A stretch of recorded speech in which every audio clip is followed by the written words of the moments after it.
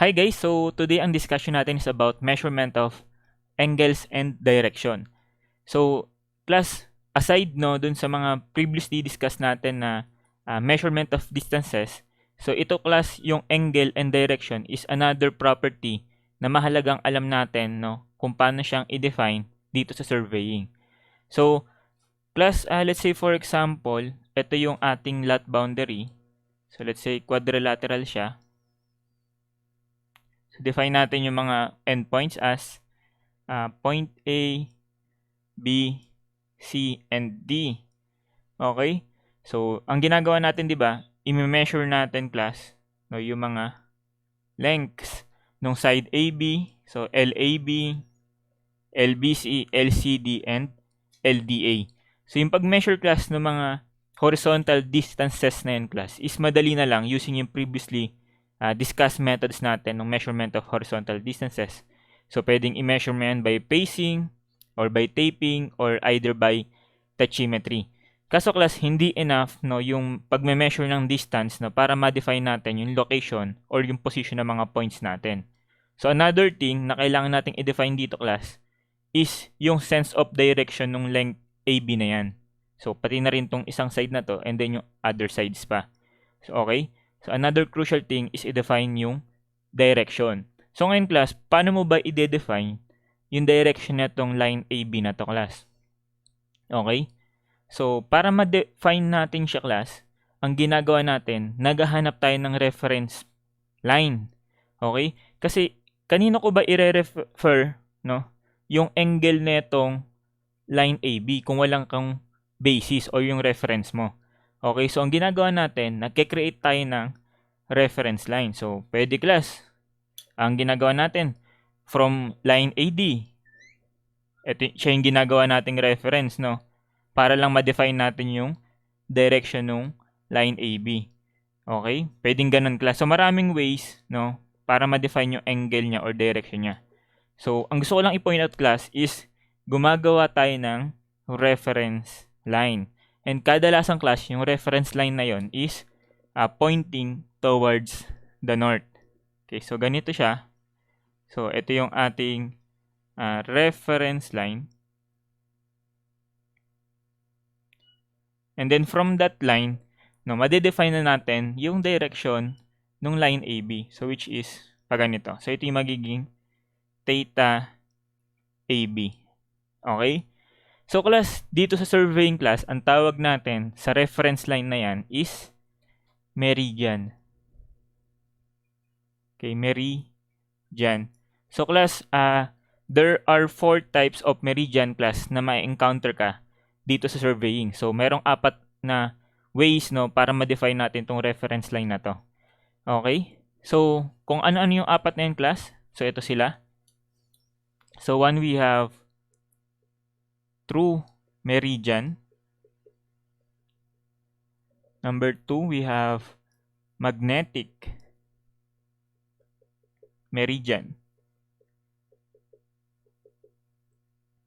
Number 3, we have grid meridian.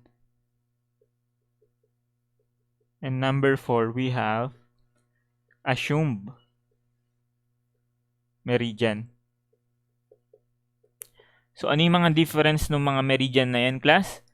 So, start tayo dun sa discussion ng true meridian.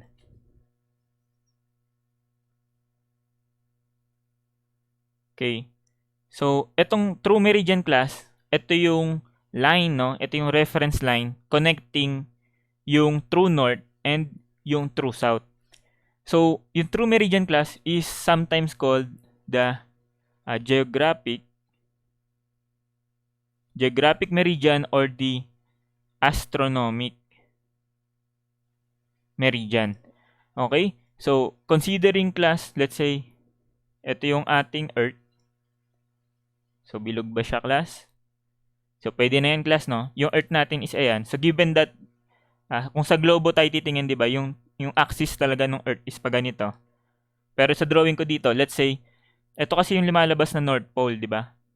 North Pole, ito yung South Pole. So, sabi ko, class, yung line connecting the North, the geographic North, and the geographic South yun yung tinatawag natin class as true meridian. Pero dito class, sa drawing ko, ang gagawin ko, dito ko na lang siya lalagay, yung north, para madali tayo mag-analyze. So, ito yung north, ito yung south. So, yung line connecting true north and true south, so yan yung ating tinatawag na true meridian. Okay? So class, hindi lang naman yan yung line connecting true north and true south. Pwede rin class, ito. Pwede rin ito. So marami. No? Around the globe, basta connecting true north saka true south, true meridian yun class. So mapansin mo, sila yung representative na mga longitude natin.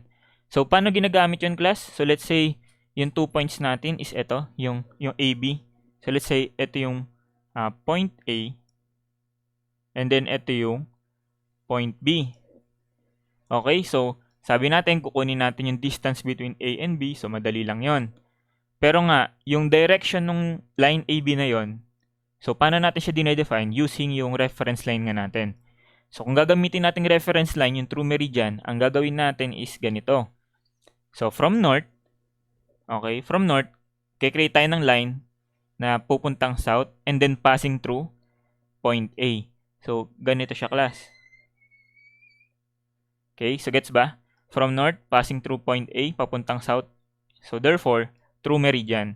So, from that case, so, from north, madedefine na natin, no, yung direction nung line AB. So, ito yung magiging theta AB. So, parang ganun siya class. So, parang, kung i-convert ko to sa cross, parang ito yung kanyang north, ito yung kanyang south. So, gets ba yun, class?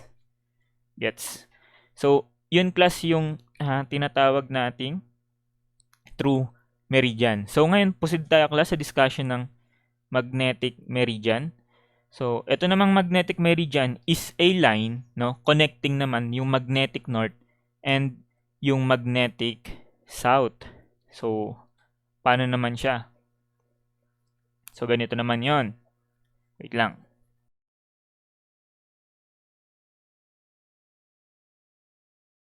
Okay, so gawa ulit tayo class ng globe. So let's say, ayan, pwede na siguro yan class. So, di ba, ito yung ating true north. And then, ito yung ating true south. So, bago pala class ako mag-proceed, no, dito sa magnetic meridian, paano ba ina-identify yung directions, no, dito sa true meridian, yung cardinal directions natin. So, 'di ba, meron tayong north, south, east and west. So, paano dinodrawing yun dito, class? So, kung true meridian ang basis natin, so ganito siya.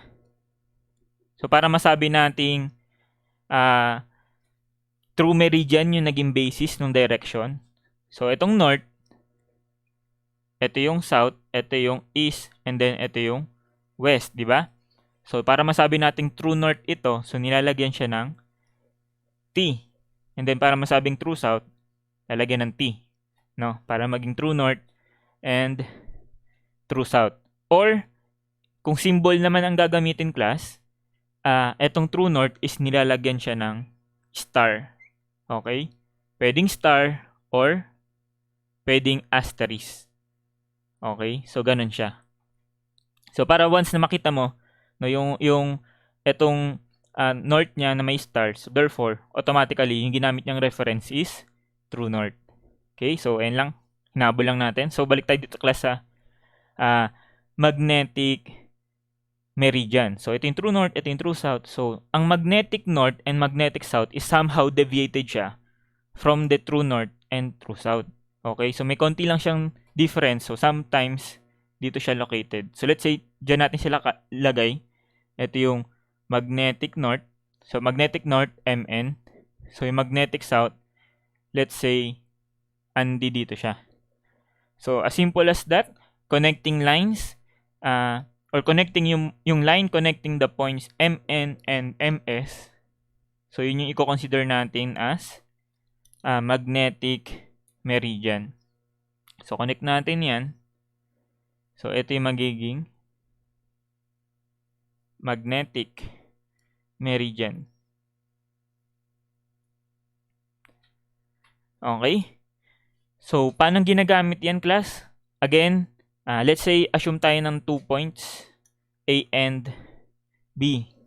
So, let's say, ito yung point A around the globe, and then ito yung point B. So, kukunin ulit natin yung distance niyan. So, madali. Again, yung direction, paano natin siya i-define? So, pipili ka ng reference line mo. So, let's say, ang gusto mong gamiting reference line is yung magnetic meridian. So, paano nilalagay yung magnetic meridian na yan, class? Yung reference line na yon. So, ang gagawin natin, from the magnetic north, pupunta tayong magnetic south, passing through point A. So, katulad dito, class, no? From north, passing sa A, papuntang south. So, ganun din dito. So, from magnetic north, dadaan siya kay A, and then pupuntang magnetic south. So, therefore, ito na yung tinatawag natin as magnetic meridian. Okay, so from that magnetic meridian, so therefore, madedefine na natin yung direction ng line AB. So, ito yung magiging theta AB natin. So, gets ba yun, class? So, maraming magnetic meridian ulit dyan, no? Lahat ng lines, again, connecting magnetic north sa magnetic south, considered as magnetic meridian. So, ito, magnetic meridian yan. So, yung direction ng AB is ito. Okay? So, itong magnetic meridian, class, is ginagamit ito sa surveying, wherein yung ginagamit na tool to measure yung direction is yung compass. Okay, so familiar naman kayo sa compass, no? So, let's say ikaw yung tao na nandito sa point A. So, maglalagay ka ng compass dyan. So, lagay tayo compass dito. So, pag naglagay ako ng compass dyan, automatically, yung north, no, is pointing towards, syempre, sa magnetic north. So, dito siya, yung direction niya is pointing towards the magnetic north. Okay? Tapos ngayon, malalaman mo na yung, yung direction ng AB. So, doon siya ginagamit. Okay, class? So, next, proceed tayo sa next discussion is about naman tayo sa grid meridian. So, ano naman yung grid meridian, class? Okay, so wait lang. Again, nakalimutan ko na naman. So, paano naman dinodrawing yung cardinal direction dito sa magnetic meridian, class? Paano dinodrawing yung north, south, east, and west? So, para sa magnetic meridian, so ganito siya. So, ito yung north, south, east, and then west. Okay? So, pag sinabing north, magnetic north, so lagyan mo lang ng M. Pag magnetic south, lagyan mo lang ng M. Okay? Or, in symbol, class, so ang ginagamit na symbol dito is half of an arrow. So, wait lang. So, tabi nga yung sulat ko. So, half of an arrow head. Okay? So, para masabing siya is a magnetic meridian. Okay? So, dito, class, yung angle AB, syempre, is different, no, yung sa angle niya with reference sa true meridian. So, which will later on, no, pupunta tayo dun sa topic na yun, wherein, from the angle measured from the magnetic meridian, how to convert that angle, no, sa angle with respect naman sa true meridian. So, paano kino-convert yan, class? Later on, pupunta tayo dun. Okay, so, next, grid meridian tayo, class. So, siguro, dito ko na lang sulat ulit, no? Okay lang ba? Kasi kailangan ko pa to. So, grid meridian.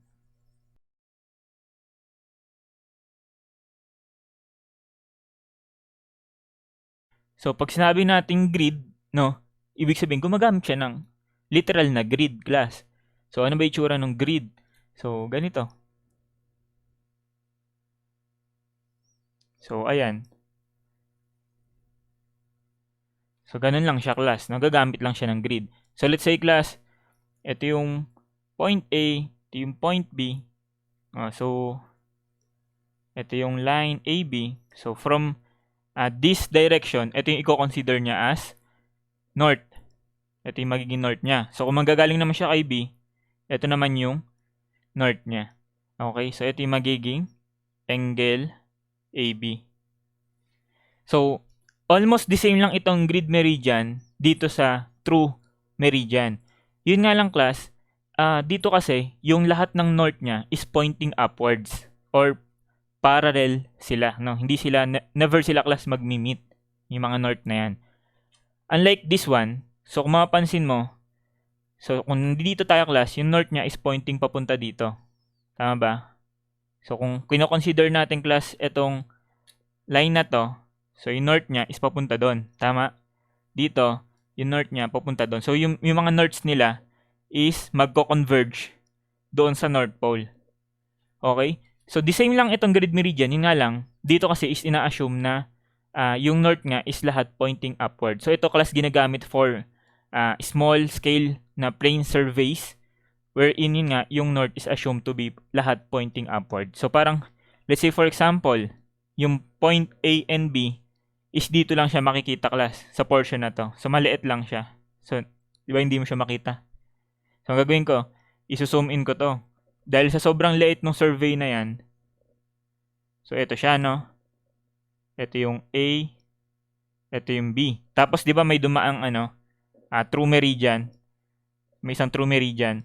So, instead of creating another true meridian dito, sa A, di ba mag-drawing tayo ng true meridian dyan sa A class, na dapat papuntas dun sa magko-converge sila dun sa iisang north. Nagigets mo ba class? So, instead na gumawa ka niyang true meridian, since small nga lang yan, so, pwede niyang i-assume na yung direction neto is the same dito or parallel sila. Pero, mag-meet talaga sila, yun nga lang, dahil small scale lang. So, yung mga vertical lines dyan is assumed to be parallel na lang. So, parang ito class. Okay, so, yun lang naman siya class. Sana na-gets nyo yung sinum in ko dito. So, dahil small scale lang siya, assumed na parallel sila. Pero, dapat talaga hindi. So, yun, next tayo class. Next we have assumed meridian. So again, bago na naman ako pumunta dun sa next, paano ipakita yung cardinal direction if ang ginagamit na meridian is yung grid meridian. Okay? So, ito naman siya.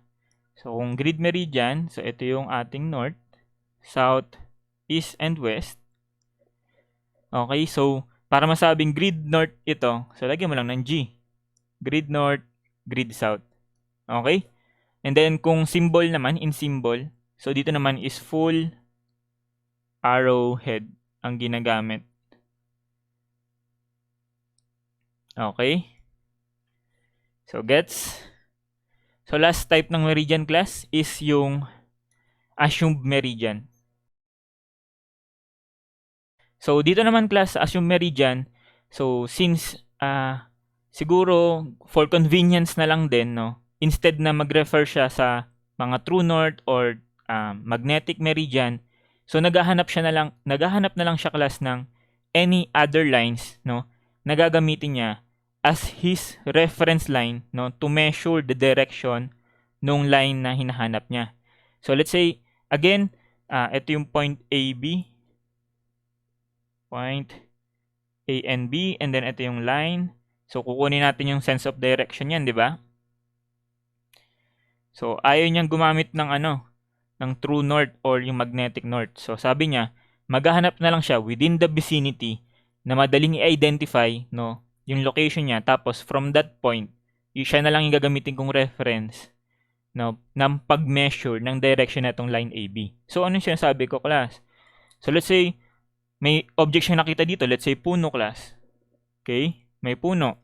So, ang gagawin niya, sa puno na yan class, kikreate siya ng point yan, point C. And then, kikreate siya ng reference line A to C. Gets ba yan class? So, ito is magsaserve as his reference line.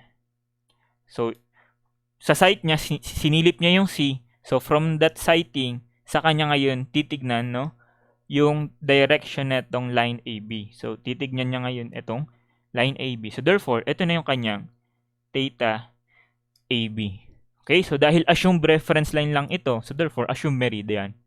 Okay, so ganun lang siyang kasimple, class. So yung symbol naman nung directions dito, class, is ano naman.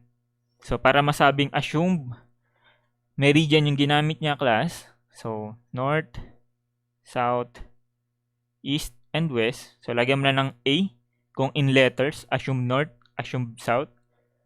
Or in symbol, so gawa lang tayo ng malaking dot dito, no? Para masabi natin this one is a assumed meridian. Okay, so sana na-gets yun, class. So ang commonly na ginagamit natin, class, sa surveying, syempre yung true meridian. So yung kaninang magnetic meridian is medyo matagal na siya nung ginamit nung compass pa, no, yung ginagamit as measuring tool, no, pangkuha ng mga direction. Ngayon kasi medyo high-tech na. So true meridian yung ginagamit. So next is familiarize ourselves muna sa mga common na units ng angle measurement na ma-encounter natin sa surveying, class. Okay, so eto. Units of angular measurement.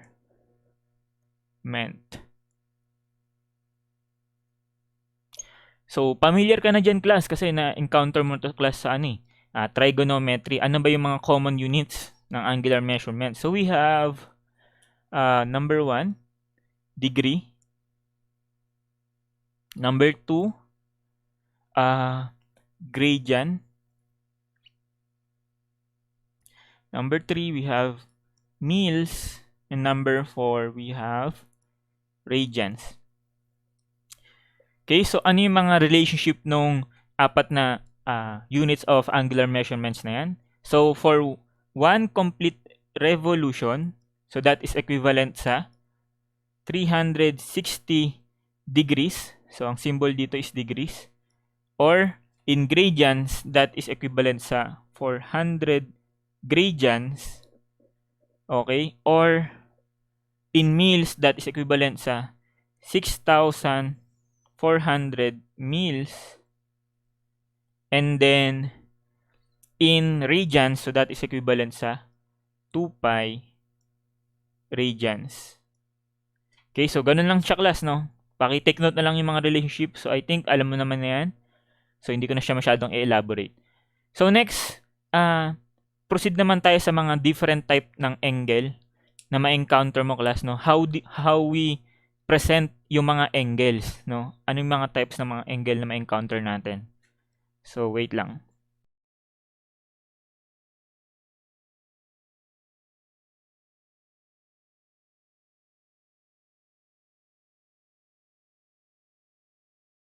Okay, so we have, class, 7 different ways, no, to present angular measurements. So we have here number 1, interior angle. Number 2, exterior. Okay, number 3, deflection angle. Okay, number 4 and 5, we have angle to the right, and then angle to the left. Okay, number 6, yung pinakasikat, yung bearing. Okay, and then number 7, isa pang sikat, class, is yung azimuth. Okay, so ano yung mga definitions nito, mga to? So mas maganda yung definition nila is i-present na lang natin using yung sample figures. Okay, so for interior angle, so alam mo yung definition yan, class. Edi yung angle inside the polygon. So let's say, class, ito yung lot boundary ulit natin. Okay, so therefore yung interior angle dyan, class, is ito. So wait lang, paano ba mag-naming ng mga stations dito sa ating lot boundary? So, class, depende yan kung paano mo in-execute yung surveying method na ginawa mo. So let's say class, nag-start tayo dito sa point na to. So tatawagin natin siyang point 1. Tapos let's say yung second side point mo, yung tinignan mong next point is eto. Pwede kasi class na ang rotation mo is pa ganito or pa ganon, no, paikot na ganon. So depende. So halimbawa, clockwise yung napili mong direction ng pag-survey mo. So ito yung magiging next point mo. Tawagin natin tong point 2. Then ito point 3 and then ito point 4. Gets ba yun, class? So paano mag-naming ng lines? So therefore ito tatawagin natin ito as line 1 2. Okay? Kasi mahalaga yung pagkakasunod-sunod ng numbering. So kung line 1 2 nagsimula ka sa 1 papuntang 2. Kasi pag naging line 2 1 yan, so nagsimula ka sa 2 naman papuntang 1. So therefore counterclockwise pala yung ano mo, yung ginawa mong surveying. So dito, so 2 to 3, so line 2 3. So ganun na to. Ito line 3 4 and then ito magiging line 4 1 for a clockwise survey. So alam mo na, class, huwag ka na malilito. So ngayon balikan natin yung interior angle. So asan siya dyan, class? So, syempre, siya yung angle inside the polygon. So, eto siya, no? Ito yung interior angle, interior angle, interior, interior. So, ganun lang siya kasimple, class, no? So, one way of presenting the direction, no, ng lines natin is through this interior angle. So, yung reference line mo is yung one side, no, yung preceding side, papunta dun sa succeeding side. Okay? So, yun yung nagiging reference mo. So, alam mo na rin to, class, di ba, that yung summation ng lahat ng interior angle ay equal saan yun, class? Sa n-2 times 180 degrees. Okay, so nababasa ba yung sulat ko? So, yan siya na, class, pangit ang sulat ko. So, summation of interior angle equals n-2 times 180 degrees. So, pwede na yan. Okay? So, next is through exterior angle. So, number 2. Exterior angle. So, given the same lot. So, let's say, isa na lang. Dito na lang. So, 1,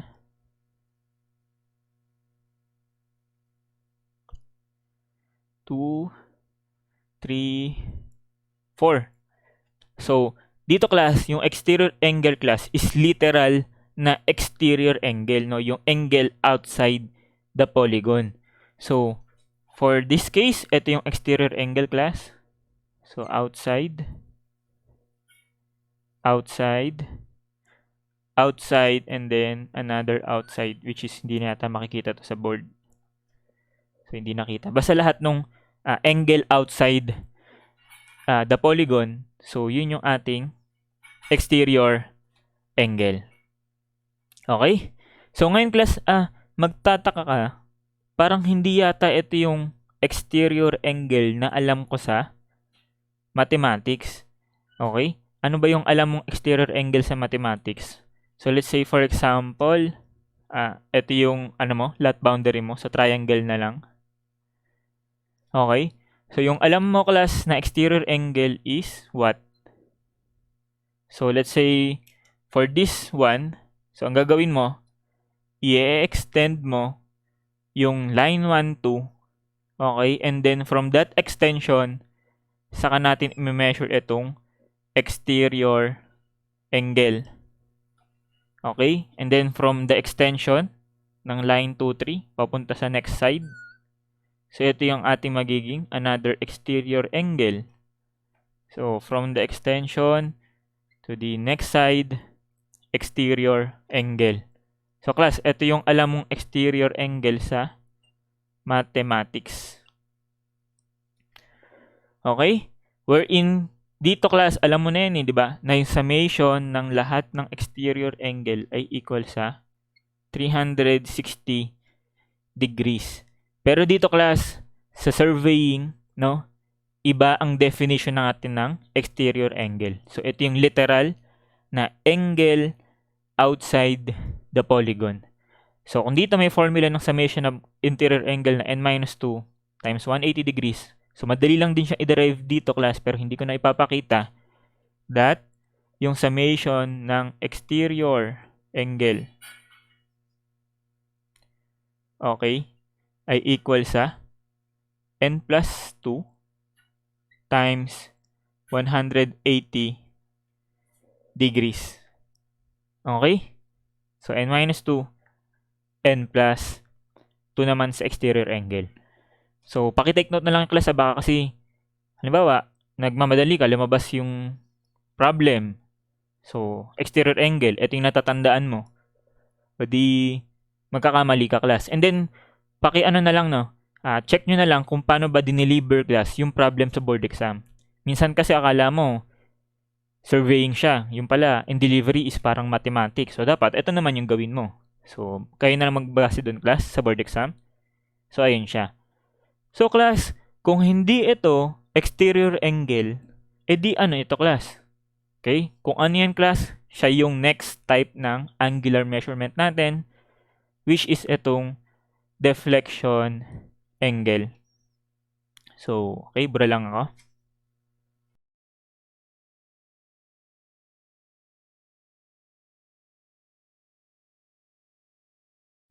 Okay, so proceed tayo sa number 3.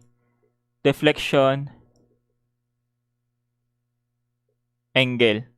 So, itong deflection angle is defined, no, as the angle from the extension of the preceding line to the succeeding line. So, let's say class, ito yung traverse natin. So, maiba lang. So, gawa tayo ng open traverse. So, let's say, pag ganito yung ano niya, open traverse natin. So, kanina, yung polygon is type siya ng traverse na ang tawag is closed traverse, no? So, ito, open traverse naman ito.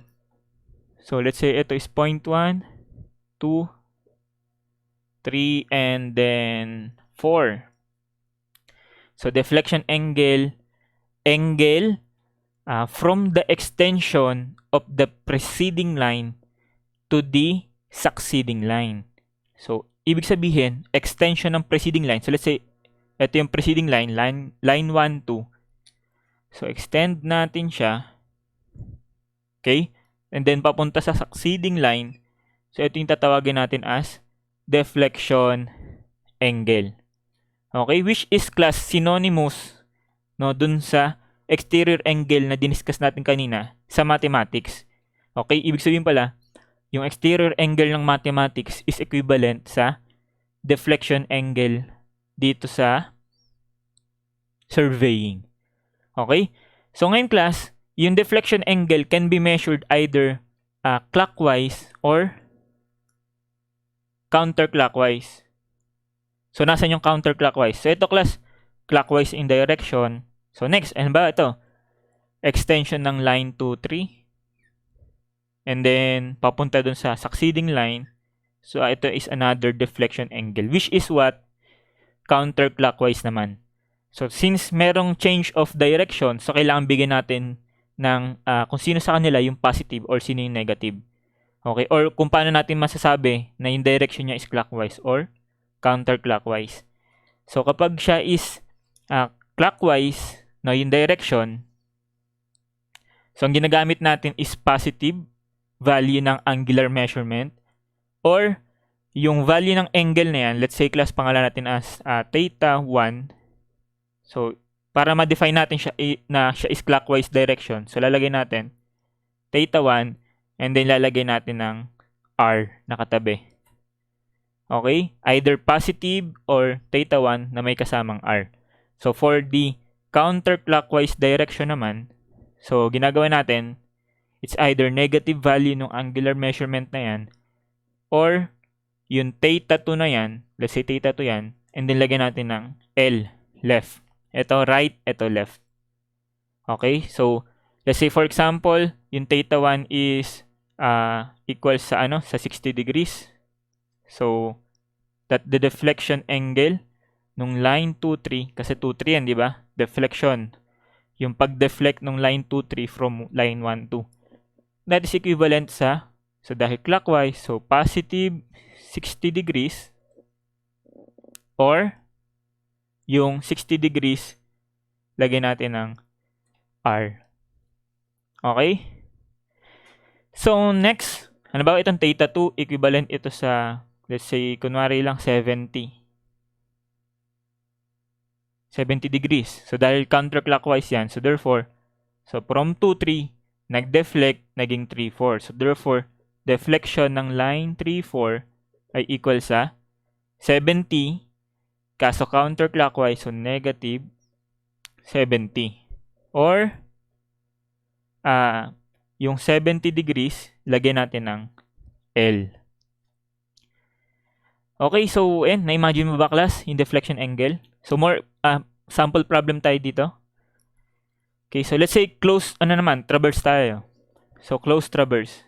So, dito magpe-present ako ng dalawang example ng close traverse. So, let's say, class, yung survey natin, no, yung traverse surveying natin, is kinonduct natin siya in a clockwise manner. So, pag ganito tayo nag-survey. So, nagsimula tayo sa 1, and then sa 2, punta sa 3, and then 4. Okay? So, paano i-drawing yung mga deflection angle dito, class? So, yung deflection angle dito is ito, no? So, line 1, 2. So, ito. Dito, pag ganito. Tama? So, from line 3, 4, extend, papunta dito. And then, from line 4, 1, extension, papunta dito. So, yan yung mga deflection angle if yung survey natin is done in a clockwise manner. So, how about, class, if yung traverse surveying natin is done in a counterclockwise manner? So, paano naman yun? So, yung numbering magiging counterclockwise na rin, di ba? So, pag siya naging counterclockwise, so ito magiging 1. So, ganito tayo nag-survey, class. So, ito yung next point natin, 3, and then 4. So, therefore, ang magiging extension mo, class, is pag ganito. So, line 1, 2. So, extend mo tong endpoint pag ganito yung angle. Okay? So, from line 2, 3, extend mo yung endpoint, and then ito yung angle. So, extend, angle, extend, angle. So, mapapansin mo, class, na magkaiba yung deflection angle, no, doon sa two methods of surveying na ginawa natin. Kung clockwise manner or counterclockwise natin siya kinonduct. So, ayan, para hindi ka lang malito, class, na baka isipin mo kasi laging ganyan yung deflection angle. Hindi. Depende yun, class, kung paano kinonduct yung survey. Okay? So, ayan yung ating deflection angle. So, next we have what? Ano yung next natin? Angle to the right.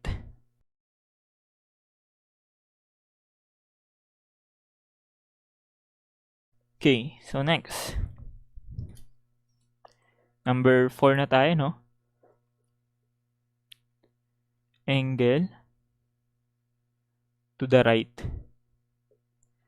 Okay? So, itong angle to the right naman, class, is the angle measured from the preceding line to the succeeding line in a clockwise manner. So, ito is clockwise. Okay? So, kanina deflection angle, di ba? Can be clockwise or counterclockwise. Measured from the extension ng preceding line to the succeeding line. Dito, class, walang term na extension na. Ang sinabi lang, it is the angle measured from the preceding line to the succeeding line.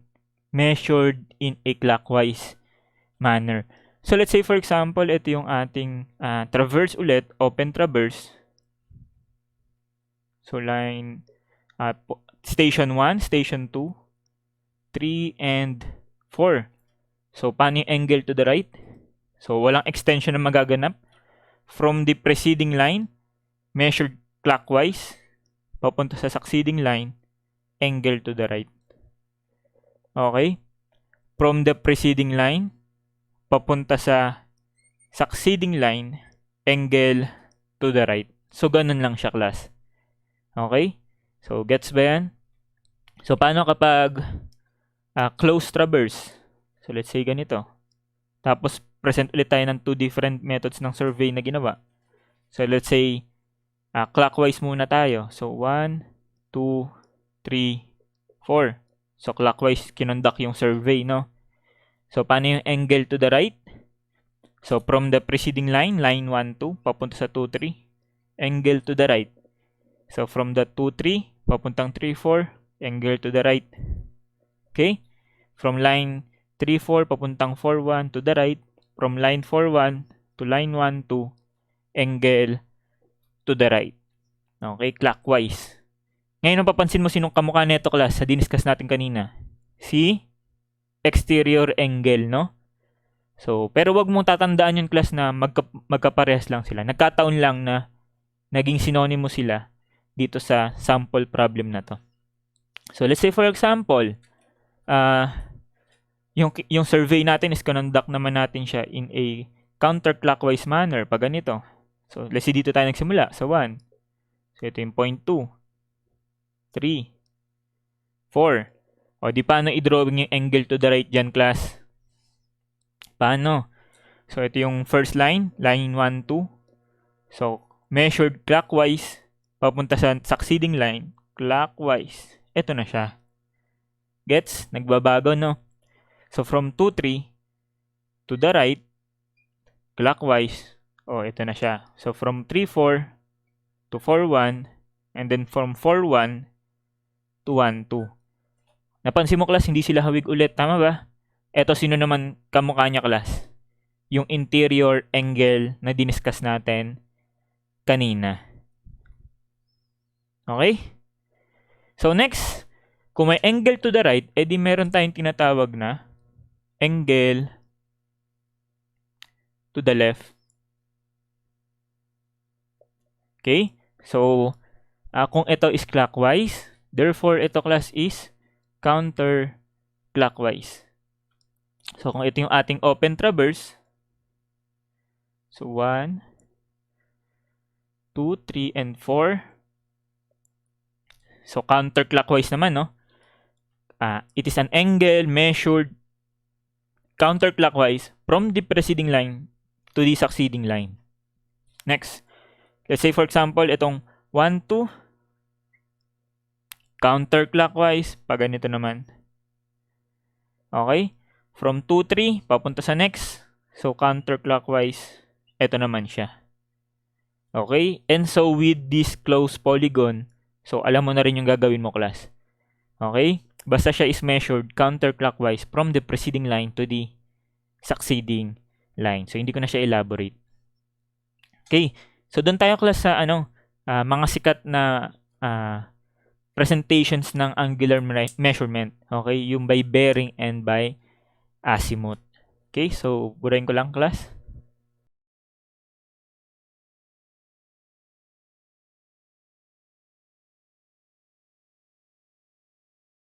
Okay. So, ngayon discuss natin, class, what is bearing.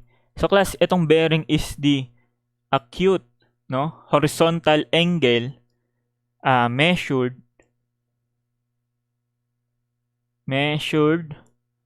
from the reference meridian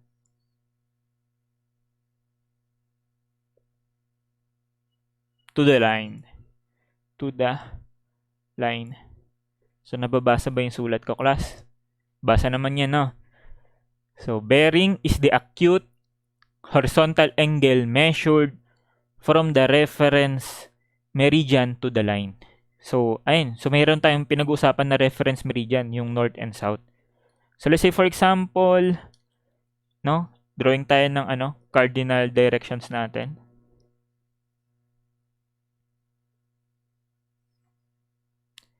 So, ito yung ating north,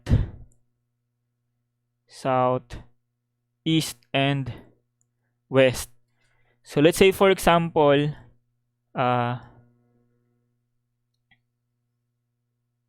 Okay, for example, ito yung line natin. Line, let's say AB. No, line AB. So, line AB. Okay? So, pag pinangalanan ko to, line AB. So, ibig sabihin, nagsimula tayo from A, papuntang B. Ganyan yung direction natin. Okay? So, let's say, for example, yung angle neto is measured. Ito. Kunwari, ito yung nakuha niya nung nag-survey siya. Let's say, 45 degrees. So, ang tinatanong, yung bearing class. Paano mag-solve ng bearing? So, sabi, acute angle from the reference meridian to the line. So, it's either we refer yung angle natin from the north or from the south. Okay? So, kung from the north, ito yung angle. So, kung from the south, ito yung angle, which is hindi naman yan acute. So, therefore, i-measure natin na yung bearing from the north. Okay?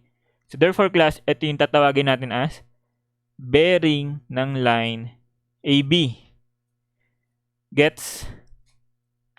Ngayon, class, paano isulat yung bearing? So, kung 45 degrees ito, therefore, this one is, again, 45 para 90.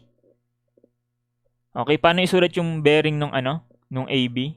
So, yung bearing ng AB is equal yan sa yung angle from the reference meridian, which is yung 45, and then ilagay natin yung direction.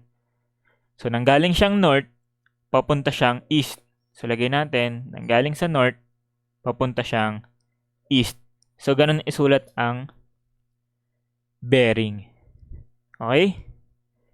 So, proceed pa tayo class sa mga more sample dito para mas magets natin siya. So, gagawa lang ako mga sample class Okay. So, ayan, let's say, ayan, no? So, AC saka AD. So, class, paano kunin yung bearing ng, ng AC? Paano kunin yung bearing ng AC? So, kunin natin yung acute angle from the reference meridian at ito yon.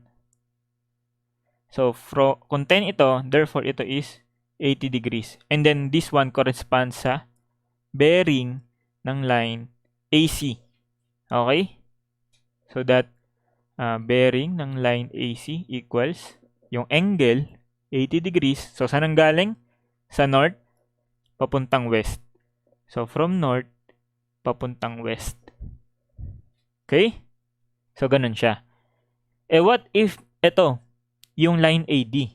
So, ano yung magiging bearing ng line AD? Okay? Wala naman siyang angle, directly towards sa south siya. So, kapag tumama siya sa saktong natin, quadrantal directions natin, so therefore, ilalagay mo kung anong direction siya nagpunta. So, papunta siyang south, so therefore, due south. Okay? So, kung papuntang west, di due west. Papuntang east, due east. Papuntang north, due north. Okay? So, ayun lang siya class. Ngayon, i-practice pa natin ito since yung bearing kasi is may dalawa siyang klase pa. We have what we called the forward bearing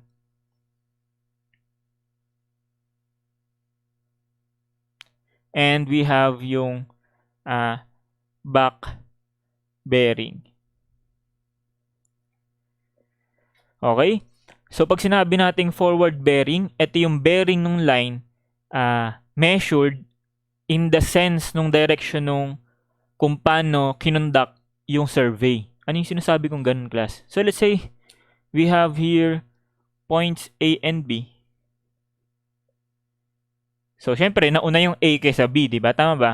So, therefore, ang forward direction natin dyan, class, is papuntang B.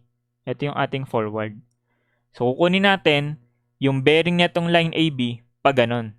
Okay? So, pag ganon, class, forward bearing, magsimula tayo sa initial point. So, ito yung initial point natin sa A. Diyan tayo mag-drawing ng cardinal directions natin. So, north, south, west, and then east. So, ito yung kukunin nating bearing. Nakuha ba? So, this one corresponds sa forward bearing ng line AB. forward bearing ng line AB. Sabihin, nagsimula tayo sa initial point, papunta dun sa final point niya, no? Kung paano niya kinonduct yung survey. So, pag sinabi nating back bearing, yun naman yung directly opposite nito. So, magsisimula tayo sa final point niya, papuntang A. So, pag ganito naman, ito yung back bearing. Yan, pag ganyan. Okay? So, ang gagawin natin, dito tayo mag-drawing ng cardinal directions natin. So, north, south, west, and then yung east.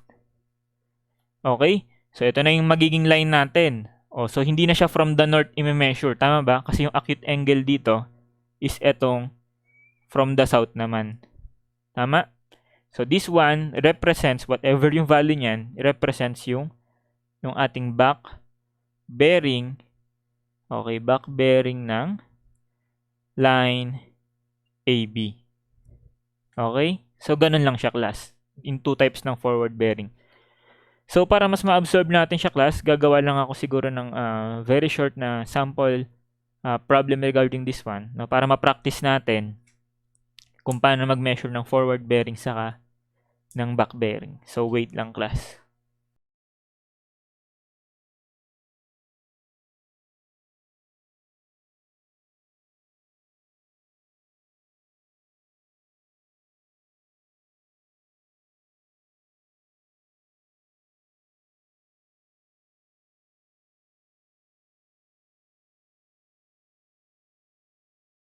Okay.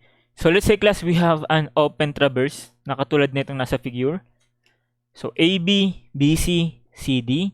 So, given yung mga angles, 60, 70, and then ito perfectly horizontal.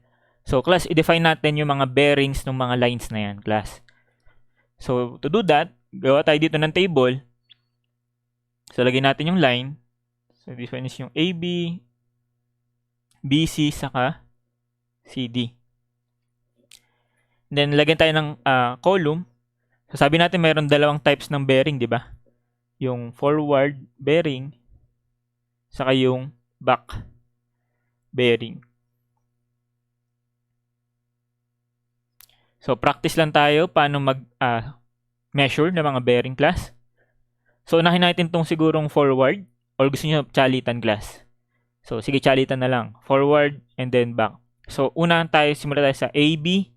So, para masabing forward, so, paano yung sense of direction nito, class? A to B, di ba? So, paano yun?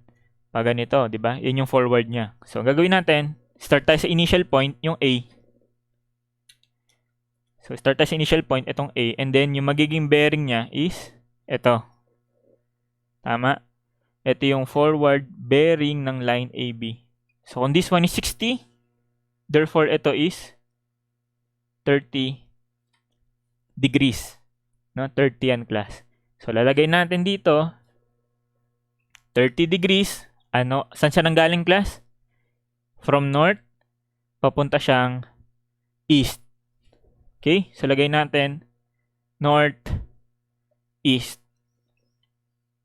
So, punta tayo sa back bearing ng line AB. So, kung back bearing, magsisimula tayo dun sa end point niya, which is sa B. Tama? Pag ganun tayo, class, yung back bearing. Okay? So, magsimula tayo sa B, which is ito yun. Ito yung cross. So, measured from south tayo ngayon. Ito yung magiging back bearing ng line AB. Gets yan, class? From south na tayo dito. Ngayon, by property ng transverse line, tama ba? So, kung 30 ito is 30 ito, no? 30 na rin yan, class. Tama ba? 30 degrees. So, lalagay natin dito 30 degrees. So, nanggaling tayo from south, papunta naman tayo ngayong west. So, lagay natin south and then west. Okay, so next, BC. So, para sa forward bearing, so start tayo sa B. So, sana nagigets pa yung figure, no? Start tayo sa B, papuntang C. So, nasan yung bearing netong line na to, class? Eh di, may measure natin siya from south, papunta dito. Tama ba? So, from south, papunta dun sa line, BC. So, kung 70 yung total niyan, 30 ito, tama ba? 70, 30, therefore, ito is 40 degrees. Andiyan kayo, class? So, 70 total, ito is 30, therefore, ito is 40. So, lagay natin, 40, nanggaling siya sa south, papunta siyang east. Para naman sa back bearing niya, na itong line BC, so magsimula tayo sa C. Okay, yung back bearing niya is pa ganito. Tama? So, pag ganyan. So, magsimula tayo sa C. So, therefore, from north naman yon papunta dun sa line. So, again, by property ng transverse line, kung ito is 40, ay di ito is 40 na rin. So, anong napapansin nyo, class? Hindi nagbabago yung angle. Ano lang yung nagbabago, class? Yung direction. So, from north, naging south. Yung east, magiging west. So, dito, ano mapapansin mo na itong C to B, yung back bearing. So, from north, papunta siyang west. So, north, west. Okay? And then, lastly, itong CD. So, yung forward niyan is paano? So, para siyang papunta dito. Tama ba? Para siyang papunta dito, yung forward niya. So, ano sabihin nun? Exactly papunta siyang east. Eh di ano? Due east. Okay? And then, para sa back bearing, okay? So, back, pabalik. So, from D, pa ganito. O, di ano sabihin nun, class? Due west naman. Okay, so hopefully, class, nagets nyo, no? Yung ating very simple na sample problem regarding sa pagkuha ng mga bearing. Okay? Kasi later on, class, dadating tayo sa point na from one presentation ng angular measurement, halimbawa, from bearing, i-convert natin siya into azimuth. Okay? Pwedeng ganun, class. So, ibig sabihin, kailangan master mo muna paano magkuha ba ng bearing. Tapos, paano magkuha ng azimuth. No? Para kung gagawa natin sila ng relationship, so madali na lang. No? Hindi tayo magkakamali. Okay? So, proceed tayo sa last presentation ng ating angular measurement bago tayo mag-proceed sa mga problems dyan sa handout ninyo, class. Okay? So, wait lang, class. Dito muna tayo sa last type ng angular measurement, which is yung azimuth.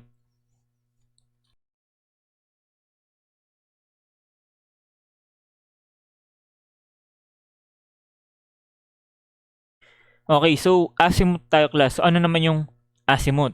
So, again, katulad lang din to ng bearing, class. It is the angle measured from the reference meridian to the line. Okay? Angle measured from the reference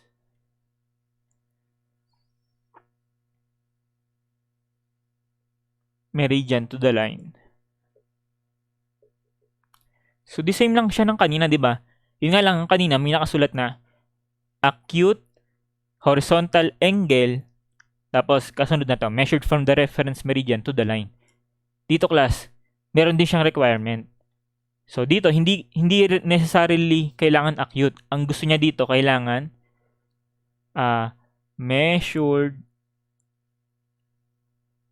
in a clockwise manner. Okay? So, dito, class, hindi niya nililimitahan na acute lang. So, pwede kang lumaki yung angle. Pero sabi niya, kailangan clockwise yung manner nung pagkuha mo ng angle. So, clockwise lang siya. So, unlike sa bearing, di ba, pwede siyang mag-counter or mag-clockwise kasi nilalagay naman natin yung kung saan siya nanggaling. Kung from north or from south, tas papunta bang east or west. So, dito, gusto niya clockwise lang. Yun nga lang, class, pwede kasi, class, na manggaling tayo sa north, clockwise, or manggaling tayo sa south, clockwise. So, hindi pwedeng sabay na, halimbawa, yung isang line, mineasure siya from north, tapos yung next line, mineasure siya from south. Hindi pwedeng ganun. Kailangan uniform, class. So, ang kadalasan, for ordinary ordinary plane surveys, nanggagaling yung reference line niya is yung north. So from north, nagme-measure siya clockwise direction. Okay? Para naman sa large scale geodetic survey,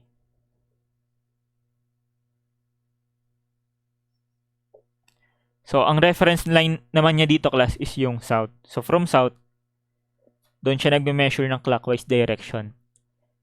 Sa board exam, ang kadalasan is from south. Pero minsan kasi class, sinasabi rin naman na ang term is azimuth from south, azimuth from north. Okay, so yun na lang yung gamitin nating basis. Pero pag walang sinabi siguro, pwede nating itry na yung reference line natin is yung south. Okay? So, paano magkuha ng azimuth? So, gawa tayo ng sample problem, class.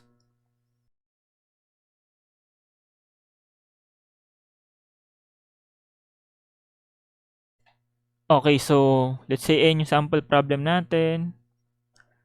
So, lagay ko lang yung directions.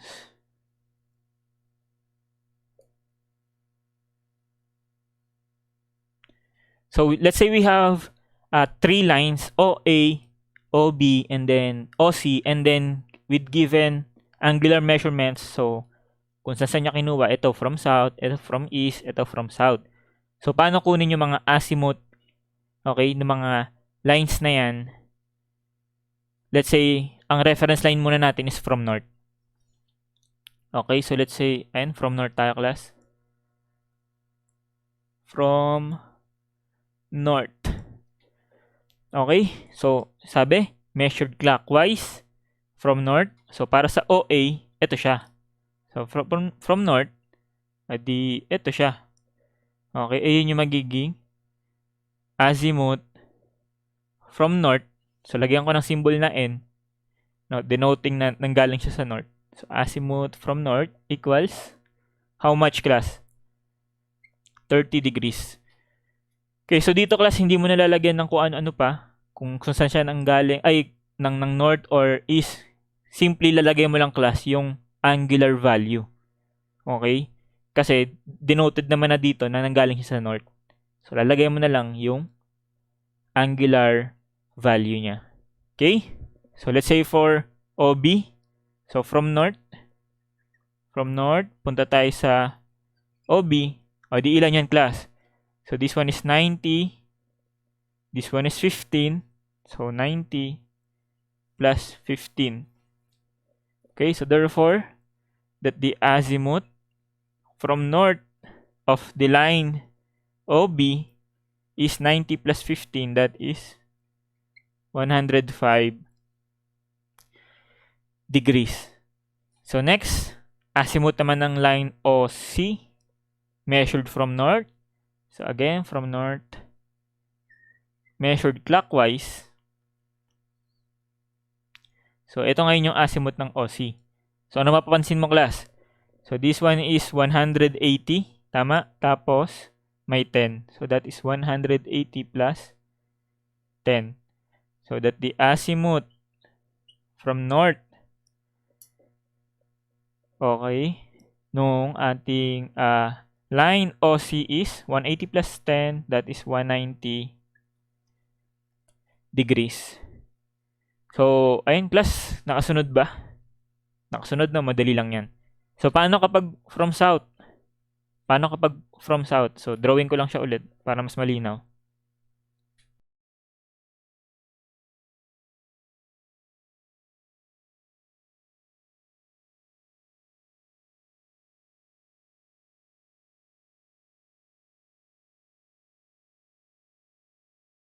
Okay, so let's say ayan siya, no? And then, ang basis naman natin dito is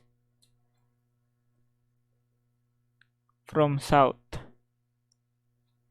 So, ito from north. So, okay. So, unahin natin ito si OA. So, from south. Okay, measured clockwise. So, papuntang OA. So, ano mapansin mo, class? That is what? 180, then plus 30. So 180 plus 30. So that the azimuth from south ng line OA is 180 plus 30, that is 210 degrees. Next, itong OB. So from south, clockwise, papunta dun sa OB. So ano mapansin mo, class? From south, papunta dito is 270. Tama? And then plus pa natin itong 15. Okay, so ilan yan? Ilan yung azimuth from south ng line OB? That is 285 degrees. And then finally, from south nung line OC, so ayun na siya, no? So 10 degrees. So therefore, azimuth from south ng line OC is what? 10 degrees. Okay? So, ayun, sana nagets yan, class, no? Yung from north or from south. Okay, ngayon, class, ang bad news dito is that katulad nung bearing, meron din siya, class, na tinatawag na forward azimuth and then yung back azimuth. Okay? So, ngayon, bago natin i-end itong discussion, no, and then mag-proceed sa mga sample problems natin, last na to, class, i-practice natin paano kumuha ng forward and back azimuths. Okay, so gamitin ko na lang siguro yung previous example ko, class, kung natatandaan ko pa. So, wait lang.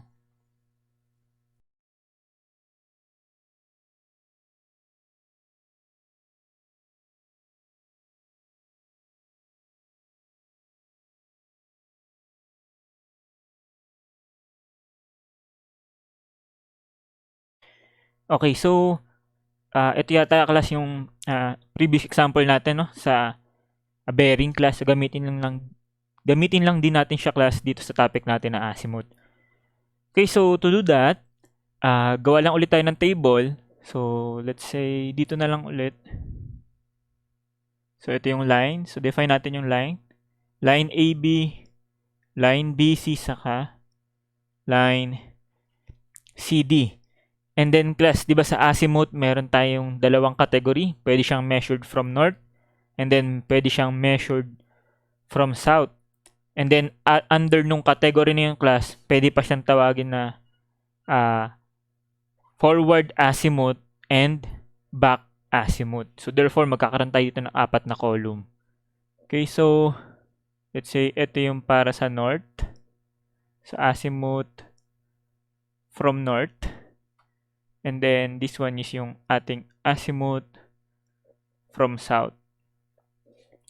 And then, merong forward, back azimuth, forward, and back azimuth. Okay, so, ayan. Simula muna tayo siguro dito sa from north na azimuth. So, forward azimuth of AB. So, forward, ibig sabihin, manggagaling tayo sa initial point, papuntang final point niya, no? So, from A, so doon tayo mag-drawing ng natin, cross, and then from north, lagay natin yung north. Okay, so from north, ano yung forward azimuth ng AB? So, ito yan, class, no? So, from north, punta tayo sa line AB. Ito yan, class. So, kung 60 ito, therefore, ito is 30. So, lagay natin dito, class, forward azimuth 30. So, next, dun muna tayo sa BC. So, forward azimuth ng BC. So, maglalagay tayo ng cross sa B. And then, ito yung north. Okay, so from north, papuntang line BC. So, ito naman siya, no? So, paano kukunin yan, class? Project ko to, ito yung south. So, kung 60 ito, kung 30 ito, class. So, 30 na rin dito sa baba. Tama? 30, 30, 70. Eh, di ito magiging 40. So, therefore, yung from north to south, 180. So, minus 40. This one will become 140 degrees. Okay, so sana nakakasunod kayo, class. So, next, forward azimuth ng CD. So, magsimula tayo sa C. And then, doon tayo maglalagay ng north. So, from north, papuntang line CD, edi ito yung kanyang angle which is equivalent sa 90 degrees. Okay, so sana nakasunod, class. Next, proceed tayo sa back azimuth from north. Okay, so pag sinabing back azimuth, magsisimula tayo sa endpoint niya. So, sa AB, simula tayo sa B. Okay, so from north pa rin to, class, ha. So, dito tayo maglalagay ng cross. Ito yung north. So, from B, nakunin natin yung back azimuth ng AB. So, kunin natin itong line na to. So, from north, ito siya. Tama ba? From north, clockwise, papuntang AB. So, equal saan yung, class? So, yung hanggang dito, 180, tapos may 30 dito. So, 180 plus 30, that is equal sa 210. Okay? So, next, BC. Back azimuth ng BC. So, therefore, magsisimula naman tayo sa C. So, ito yung C, no? So, from north sa C, pupunta tayo sa line BC. So, from north, ito yung line BC. Okay? Wherein, kung 40 ito, therefore, this one is also 40 degrees. So, one complete revolution, 360. So, minus yung 40 na yan, edi this one equals 320 degrees. Ngayon, class, may makikita kang pattern dito. So, 30, pag nag-plus ka ng 180, magiging 210. So, from forward azimuth, magiging back azimuth. Nag-add ka lang ng 180. Dito, class, tama ba pa na from 140, magpa-plus ako ng 180, magiging 320? Correct, no? So, ibig sabihin, kung ito is 90, tama ba na ang sagot dito? Kukunin ko ang back azimuth ng CD. So, 90 plus 180, dapat ang sagot dito is 270. Okay, so para patunayan natin yung pattern na yun, class, edi kunin natin, no? Back azimuth ng CD. So, magsisimula ka sa D. Doon ka magkikreate ng north. And then, measure ka clockwise, papuntang line CD. So, from north, clockwise, papuntang CD. So, ilan yan, class? So, tama, di ba, na this one is equal sa 270 degrees. Okay, so sana nasundan nyo yun. So, next, proceed tayo sa azimuth naman, measured from south. Okay, so again, may forward and back. So, para ma-differentiate ko siya sa figure ko, so gagamit na lang ako ng class, blue. Okay, so from, muna tayo, class? From south na forward. So, AB. So, start tayo sa A. Ito yung A, no? So, create tayo ng south. Create tayo ng south sa A, and then punta tayo sa line AB. So, measured clockwise, ito yun, no? Azimuth or forward azimuth from south. From south, forward azimuth. So, equal yan saan, class? So, hanggang dito, 180 and then may 30. So, 180 plus 30. So, that is equivalent sa 210. Okay? So, proceed na agad tayo dito sa back azimuth niya para may makita ka pang pattern ulit. So, back azimuth ng AB. So, ibig sabihin, mag-start tayo naman sa B. So, create ka ng south sa B. Ito yun. So, measured clockwise, papuntang AB. O, ito naman yung, class, no? Back azimuth of line AB. So, from south, papuntang AB. Ilan yan, class? Eh, di ba 30 ito? Eh, di 30 rin yan, class. So, dito is 30 degrees. So, ano yung nakikita mong pattern, class? Parang binaliktad lang, no? Yung sa from north, papuntang from south. So, continue pa natin, class, siguro sa BC. So, forward azimuth ng BC. So, magi-start sa B, papuntang line BC. So, from south, papunta tayo sa line na to, BC. So, clockwise, ito. So, ilan yan, class? So, one complete revolution is 360. So, kulang tayo ng 40. So, therefore, ito is 320. 320. So, parang ito siya. So, dapat ang sagot dito ilan, class? 140, no? So, patunayan nga natin yung class. Yung back azimuth ng BC. So, magsimula naman tayo sa C, papuntang line BC. So, ito yung C, no? So, from south, punta tayong line BC. So, pag ganito yun. Ito yung line BC. So, yung hanggang dito, 180, may 14 kulang. So, 180 minus 40. O, tama nga, class. 140 degrees. Okay, and then finally, no, dito tayo sa forward azimuth ng CD. So, start tayo sa C, papuntang CD. So, again, ito yung C, papuntang line CD. So, ikot tayo ng ganito. Okay, from south, clockwise, so that is 270. And then, for the back azimuth ng CD, so start tayo sa D, papuntang line CD. So, ito yung south sa D, papunta tayo dito sa line CD. So, clockwise, o di that is 90 degrees. Okay, so, ayun guys, sana nagets nyo yung discussion natin regarding this one. So, sa next video natin, class, proceed na tayo, class, dun sa mga sample problems na presented sa mga handouts ninyo. So, ayun, class, aralin nyo muna mga na-discuss natin dito. So, ayun, hanggang dyan na lang, class. So, thank you guys for watching. So, see you next time. God bless.